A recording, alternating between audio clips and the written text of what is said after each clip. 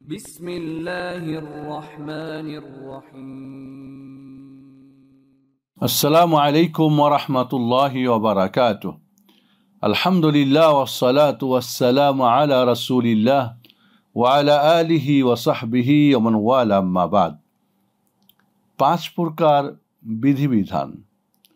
সম্মানিত প্রিয় ভাই বোনেরা, আল্লাহ সুবহানাহু ওয়া তাআলা পুরো দিনের বিধিবিধানগুলোকে পাঁচটি ভাগে ভাগ করে দিয়েছেন।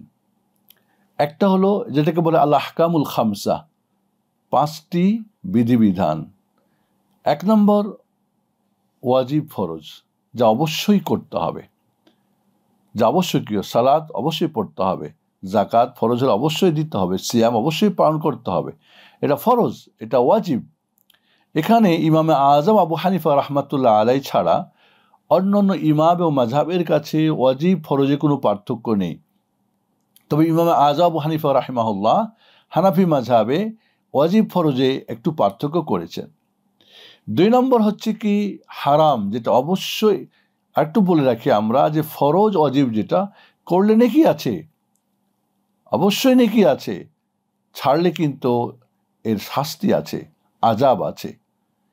দুই নম্বরে হচ্ছে কি হারাম, যেটি অবশ্যই ত্যাগ করতে হবে, কোনোভাবেই সেটা করা যাবে না। সেটা ছেড়ে দিলে নেকি আছে, করলে কিন্তু পাপ আছে, শাস্তি আছে। যেমন সুদ খাওয়া, ঘুষ খাওয়া, ব্যভিচার করা, চুরি করা, ডাকাতি ইত্যাদি, মিথ্যা বলা, গীবত করা, এগুলি হারাম কাজ। এটি কেউ করলে তার শাস্তি রয়েছে, আর ছেড়ে দিলেই তার জন্য সওয়াব রয়েছে।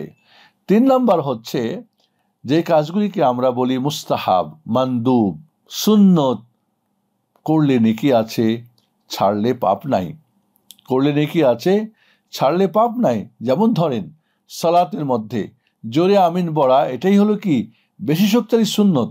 কিন্তু কেউ যদি আমিন আসতে বলে, অথবা হয়তো বললই না, নামাজ কি হবে না? হয়ে যাবে। তাহলে সুন্নত যেটা করলে নেকি আছে, ছাড়লে পাপ নাই। চার নম্বর হচ্ছে কি মুবাহ। মুবাহ মানে যে কাজটি বৈধ, করলে কোনো নেকিও নাই, ছাড়লে কোনো পাপও নেই। যেমন আপনি খানা খাবেন, বিভিন্ন ধরনের আপনি আইটেমের খানা খাবেন, পোশাক পরবেন একাধিক রঙের বা চয়েজের, এগুলো মুবাহ, জায়েজ, তবে হারাম টাকা দিয়ে নয়। বা এই মুবাহ কাজ করতে গিয়ে আবার আপনি অন্য পথে যেন না যান। তাহলে এগুলো মুবাহ জিনিস, যেটা করলে কোনো নেকি নাই, ছাড়লে কোনো পাপও নেই। তবে আপনার নিয়তের কারণে হতে পারে আপনি নেকি পেতে পারেন। পাঁচ নম্বর হচ্ছে কি মাকরুহ। মাকরুহ যা আল্লাহ অপছন্দ করেন, মাকরুহ যা আল্লাহ অপছন্দ করেন, তবে করলে পাপ দেন না। যেমন বাম হাতে দেওয়া নেওয়া, এটা মাকরুহ কাজ, তবে এই কাজটা করলে আল্লাহ গুনাহ দিবেন না, পাপ দিবেন না, তবে এটা আল্লাহর কাছে অপছন্দনীয়। তাহলে একজন মুমিনের জীবনে ওয়াজিব ফরজ অবশ্যই করতে হবে, হারাম অবশ্যই ত্যাগ করতে হবে, মুস্তাহাব, মানদুব, সুন্নত কোরআন সুন্নাহর আলোকে যত বেশি করা যায়, আর মুবাহ যত কম করা যায়, আর মাকরুহ আবার জীবন থেকে বিদায় দিতে হবে। এইভাবে আমাদের জীবন গড়তে হবে। আসসালামু আলাইকুম ওয়া রাহমাতুল্লাহি ওয়া বারাকাতুহু।